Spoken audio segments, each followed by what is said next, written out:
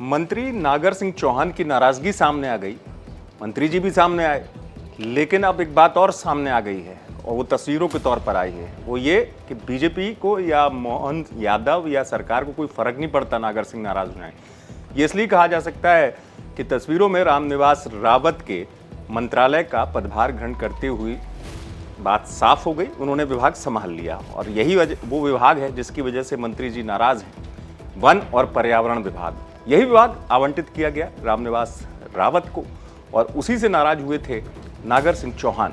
लेकिन इस बीच तेजी से घटनाक्रम बदला, नागर सिंह को दिल्ली बुलाया गया। नागर सिंह की नाराजगी जो है वो खुलकर सामने भी आ गई।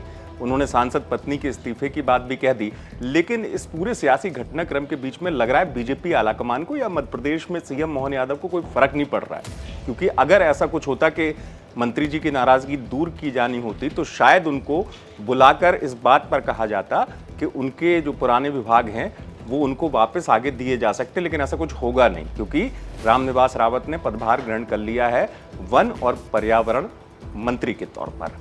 अब सवाल ये उठता है कि नागर सिंह का क्या होगा, क्योंकि विभाग तो मिलेगा नहीं। अब उन्होंने ग्रहण कर लिया पदभार रामनिवास रावत ने।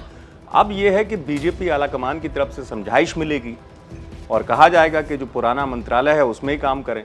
लेकिन चूंकि नागर सिंह के तेवर भी कम नहीं हुए, उन्होंने भी इस बात के संकेत दे दिए कि मैं विधायक के तौर पर ज़्यादा अच्छा हूं।